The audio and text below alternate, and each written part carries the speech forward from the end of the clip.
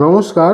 আপনি জমি তো কিনছেন বাড়ি করার জন্য, কিন্তু এই জমিটি আপনার বাড়ি করার উপযুক্ত কিনা সেটা কি পরীক্ষা করেছেন? বাস্তুশাস্ত্র মতে ভূমি পরীক্ষণের বিভিন্ন নিয়ম আছে এবং এই নিয়মের মধ্যে অন্যতম হলো প্লবতা বিচার অর্থাৎ ঢাল বিচার।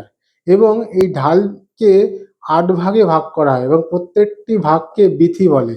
বিভিন্ন অংশে ঢালু এবং উচ্চতার জন্য বাড়িতে বিভিন্ন রকমের সমৃদ্ধি বা বিপদ ঘটতে পারে।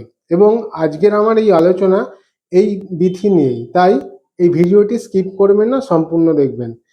বাস্তুশাস্ত্রের অন্যতম গ্রন্থ মনুষ্যালয় চন্দ্রিকার প্রথম অধ্যায়ের ১৯ নম্বর শ্লোকে লেখা আছে বিথি সম্বন্ধে। বিথি বলতে যে কোনো জমি পরীক্ষার সময় জমির ঢাল বিচার হয়, জমির যে জলটা সেটা কোন দিকে প্রবাহিত হবে এবং এই জলের ঢালের ওপরই, জলের প্রবাহের ওপরই ডিপেন্ড করে যে সেই জমিটি যে জাতক বা জাতিকা বা যে কর্তা জমিটি কিনছেন তার পক্ষে উপযুক্ত কিনা, সেই জমিটি তাকে সমৃদ্ধি দেবে না বিনাশ ডেকে আনবে। এই রকম মনুষ্যালয় চন্দ্রিকার প্রথম অধ্যায়ের ১৯ নম্বর শ্লোকে ৮ রকমের বিধির কথা বলা আছে এবং আমি এই ৮ রকম বিধি আপনাদের সামনে তুলে ধরছি। মনুষ্যালয় চন্দ্রিকার প্রথম অধ্যায় ১৯ নম্বর শ্লোক। প্রথম হলো গোবিথি। পূর্ব দিকে নিচু এবং পশ্চিম দিকে উঁচু থাকলে এটাকে গোবিথি বলা হয়।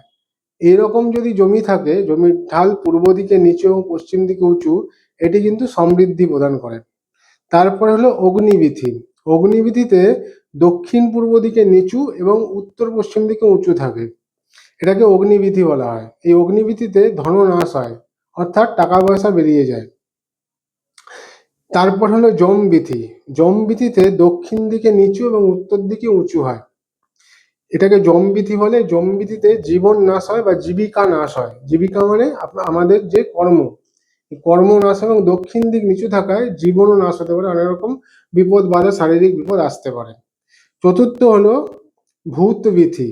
ভূতবিথিতে নৈঋত কোণ নিচু হয় এবং ঈশান কোণ উঁচু হয়, এটাকে ভূতবিথি বলে। এখানে নির্ধনতা আসে বা আপনার হ্যান্ড টু মাউথ অবস্থা হয়, মানে নুন আনতে পান্তা পারে, এরকম আর্থিক কন্ডিশন প্রচুর ডাউন হয়ে যায় যদি নৈঋত কোণ নিচু এবং ঈশান কোণ উঁচু থাকে।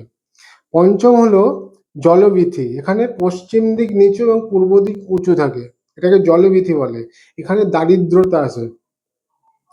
ষষ্ঠ হলো নাগবিথি। নাগবিথিতে অগ্নিকোণ উঁচু হয় এবং বায়ুকোণ নিচু হয়, এখানে এটাকে নাগবিথি বলে। এখানে সন্তানহানি হয়, মানে বংশনাশ বা সন্তানহানির যোগ, সন্তান নষ্ট হয়ে যাওয়া বা আপনার কোনো কি বলবো, যে কোনো পেট বা পোষ্য তাদের ক্ষয়ক্ষতি হওয়া, এরকম ঘটনা ঘটতে থাকে। এরপর আসবে গজবিথি। এটা উত্তর দিক নিচু এবং দক্ষিণ দিক উঁচু হয়, এটাকে গজবিথি বলে। এটাকে সম্পত্তি প্রদানকারী বলে। এই রকম যদি জমি থাকে উত্তর দিক নিচু এবং দক্ষিণ দিক উঁচু, এটাকে গজবিথি বলে। এটা সম্পত্তি প্রদানকারী, ধন সম্পদ প্রদান করে এরকম জমিতে বসবাস শুরু করলে। এবং অষ্টম হলো ধান্যবিথি। এখানে ঈশান কোণ নিচু হয় এবং নৈঋত কোণ উঁচু হয়, অর্থাৎ সাউথ ওয়েস্ট উঁচু হয় এবং নর্থ ইস্ট নিচু হয়। এটা সমস্ত ক্ষেত্রে কল্যাণ প্রদানকারী হয়। তো জমি কেনার আগে অবশ্যই কোনো বাস্তুকারকে দিয়ে বা বাস্তুবিদকে দিয়ে এই জমির প্লবতা বা ঢাল অবশ্যই বিচার করা উচিত।